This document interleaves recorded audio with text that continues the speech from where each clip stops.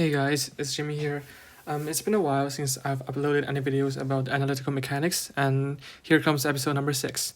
In this video, I'm going to talk about Hamiltonian formalism. Actually, in the next a few videos, probably 2 or 3 videos, I'm going to talk about the Hamiltonian formalism, because I divided my content into 3 parts, 2 or 3 parts, because I think it's important to walk this through in detail. I think Hamiltonian formalism is kind of more important than Lagrangian mechanics. Although Lagrangian mechanics does come up with a new way to interpret mechanics, I think the formalism of Hamiltonian mechanics is especially important because although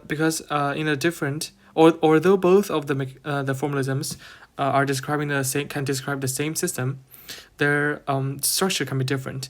The geometric structure of Hamiltonian formalism can be used to derive a lot of structures that could be used in quantum mechanics and more advanced topics. And so that's the reason why I think we should walk this through in detail.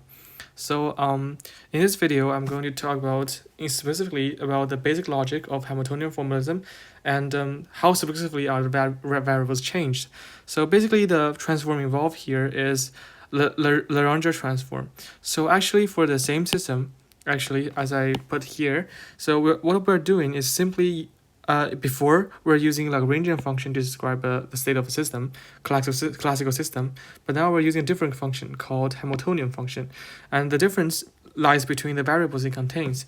So for Lagrangian function, the two, except for time, I didn't put time here, except for time, we have q and the q dot, which stands for derivative of q. So basically, as long as we know the coordinates and the rate of change of the generalized coordinates, we can know the state of the system. However, in this part, we're using two separate variables. The first one is still generalized coordinates, but the second one is momentum. So basically, we are using compared to the Lagrangian formalism, we're using two different, separate, and independent variables. And actually, it may seem like it's not a big deal, but actually, if we just because of the change of variables, we have successfully obtained a new geometric structure called symplectic structure, or a symplectic form. I think we'll talk about that in the next video. So in the first video, I'm going to talk about how specifically can a Lagrangian function become a Hamiltonian function. So basically, what specific changes we need to make in order to make sure that the information about the system still keeps the same after the transform. Okay, now let's go ahead and check how specifically the Legendre transform takes place. So first of all, Legendre transform has a precondition. Is that the function before the transform, let's say it's a Lagrangian function for here. So the Lagrangian function must be convex. It means that the second derivative of Lagrangian function must be greater than 0 at all times. So the reason why this condition is important is that if L is not convex, the Legendre transform could correspond the Lagrangian function to a set of different. It means a set of different functions that represent the same. So it will take us to more than one result, and that's when you can get a lot of errors if you don't pick the right one. So the precondition here is that the original function must be convex. So let's see here. So let's first temporarily forget about the Lagrangian function and Hamiltonian function, and let's say we want to take a function f of x and to g of p, which are two different variables, but they still encompass the same set of information. So first, one of the most simple convex functions is the quadratic function. Let's draw a quadratic function here, which is fx squared. And now we define a new line called y equals p times x. And it's over the... Wait, let's increase in slope a little bit. Okay. Yeah, and this line is y equals to p times x, and p is a variable. So we define the function g of p is equal to, actually, g of x and of both x and p is equal to px over fx. Px minus fx, sorry. So what's the geometric meaning here? The geometric meaning here is we're trying to find the function is the for example, let's say we have a point x here, and we draw a vertical line, and after it crosses the fx at this point, and we draw a tangent line at this point. Okay, let me adjust it. So basically, the function defines the height or the distance between the distance between these two lines, because we're taking a difference here. A thing to note here is that when the function g reaches its maximum, we will take the derivative of g over x should be 0, because when x shifts to other points, the distance is no longer the maximum anymore. So basically, when the g reaches its maximum, the derivative of g over x should be 0. And by this, we can see that actually when this reaches 0, we can actually discover the function or the relationship between x and p, because we can represent x in terms of p. And as we can see here, after we directly compute this derivative over here, we can get it's p minus f prime x, and is equal to 0. And we can write the derivative of fx equal to p. And if the original function fx is given, we can calculate its derivative, and its derivative, of course, will be all in terms of x, and we can get the relationship between p and x. And since already we write g, I suppose, as the function of both variables, but actually since x and p are intricately connected, this is equivalent to g of p. And here g of p and fx are connected in the following relationship, and this is Legendre transform. So let's see a very simple example here. So let's say fx is equal to x squared, as shown in the example, and now we construct g of p and x is equal to px minus f of x. So let's say px over f of x is x squared, and now we take the derivative of g is equal to p over 2x, and it is equal to 0 since the function g reaches maximum. And we can write x in terms of p, which is x of p is equal to 1 over 2p. And now we sub this expression back to the definition of g. We get g of p is equal to 1 over 2p squared minus 1 over 4p squared, and that will be 1 over 4p squared. And and g of p here is the Legendre transform of the quadratic function, the most simple quadratic function.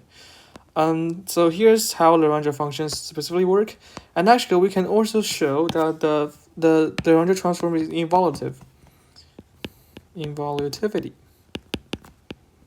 which means that if we perform a Legendre transform, let's say we have an fx and we transform it to gp, if we exert another Legendre transform to gp again, L and L, and it will get gp back to fx. We can show that.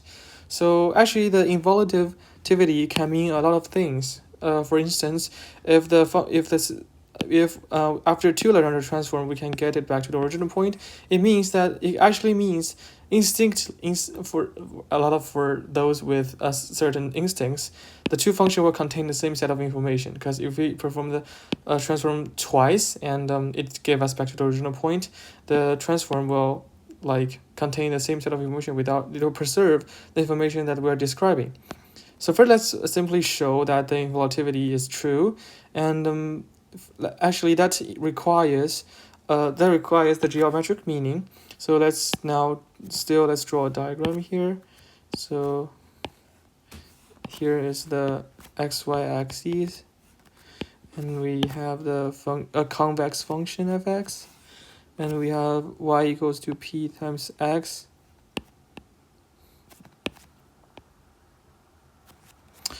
Okay, maybe a little, yeah, that's better. Okay, so we have, this one is fx, and this one is y equal to px. And let's first perform the Legendre transform to g of p. Let's start here. Okay, so basically we have construct a new function called the big G of x and p, and it's equal to x times p minus g of p. That's performing the Legendre transform to g of p, and we need to show that this function after transform of g of p is equal to fx. Actually, that's kind of simple. We just need the geometric meaning of this expression. So basically, if this line has a slope of p because it's y equals to p times x, then x times p will be equal to, let's say we have an x over here, and x times p would be the vertical distance between the x-axis and the line. And after the minus g of p, what is g of p? And g of p by definition, because we have already seen in here, g of p is actually the distance between these two lines. Let me change another color to yellow. So after subtracting this part, which is exactly g of p, we get this part, and the height of this part is exactly the curve, the vertical height of f of x, and for each point this equality holds. And here we use the geometric meaning to successfully prove that the transform here is involutive. Okay, so the involutivity of this function of this transform has already suggests that the transform simply changes the form of the algebraic expression, but it preserves the set of information that's stored inside. But for now, let's just rigorously check that the equivalence of Lagrangian function and Hamiltonian function. So following this transform, the Hamiltonian function, which is of q and p, simply equals to p times q, because we're only exchanging from the Lagrangian function to Hamiltonian function. Well, we're keeping the variable q and then only changing the variable q prime to p. Okay, so basically we're just maintaining the first variable to be the same. So it's simply the expression of Hamiltonian function will be p times q prime minus the Lagrangian function itself. And we're trying to prove the equivalent, this expression, the Hamiltonian function stores the same set of information as the Lagrangian function itself. Okay, I think I missed the prime part while I was taking the derivative of this term. I missed this part, but now after we add it, we can see that this term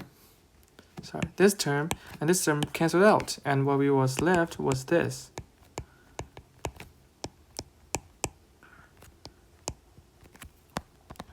Yep, and let's check this expression with this expression. And now we get, since the two dp and dq are representing two different directions, and we need to make sure that coefficients of the two direction vectors are the same. So we can derive the following: the two equations instead of one in Lagrangian mechanics, which is the EL equation.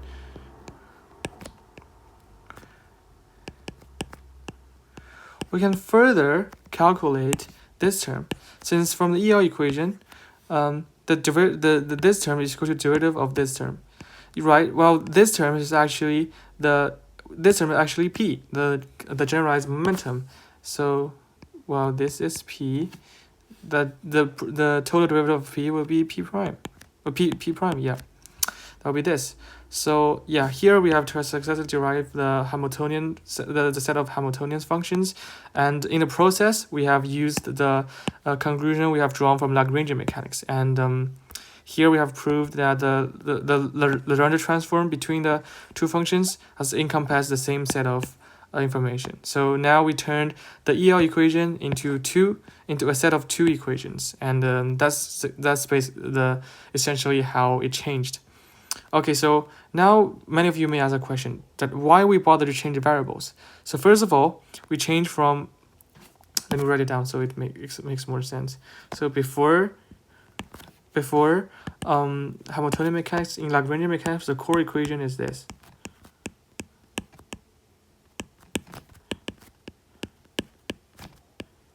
Yep, and now we have successfully derived two set of equations.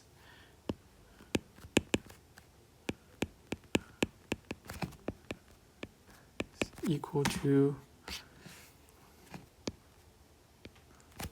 wait, there's a negative sign. Sorry, I missed a negative sign here.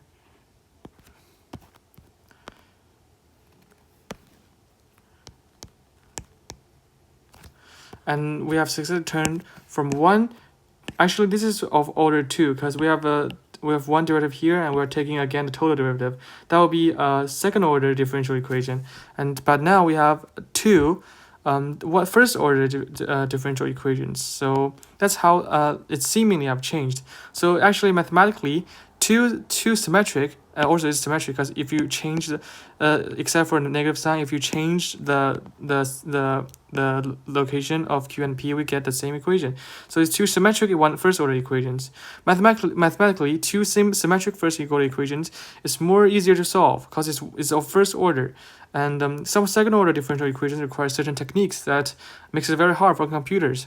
So when it comes to numerical computation, this will come more convenient than this one. But that's just the computation part. So it's it's not as important as it's not a very important reason. So the more important reason is that the state of system could simply be determined by the coordinate Q and P. So let's since Hamiltonian consists of the variables Q and P, we can view these two variables and we stretch a plane using these two variables, like the xy plane. We use the xy variables. Now we use Q and P, and we get this 2D plane. So every point in this plane can represent the state of the system it describes. So which gave it some certain geometric meaning to this part. And now that's where we use differential geometry. And there's a lot of content here because the relationship between Hamiltonian mechanics and differential geometry is very, very close. And there's a lot of detailed things to talk about. So anyway, there's a certain geometric structure that we have found here, which is called the symplectic form, and that would result in a lot of very convenient conclusions that we can draw. And that's the content that I will prepare for the next video. So, okay, to conclude, in this video, we basically we took a close look at the Legendre transform, which connects the two functions from Lagrangian function to Hamiltonian function, and we have proved that these two functions are describing the same set of system, and but just in different form of equations. Okay, so that's all for today, and thank you guys for watching.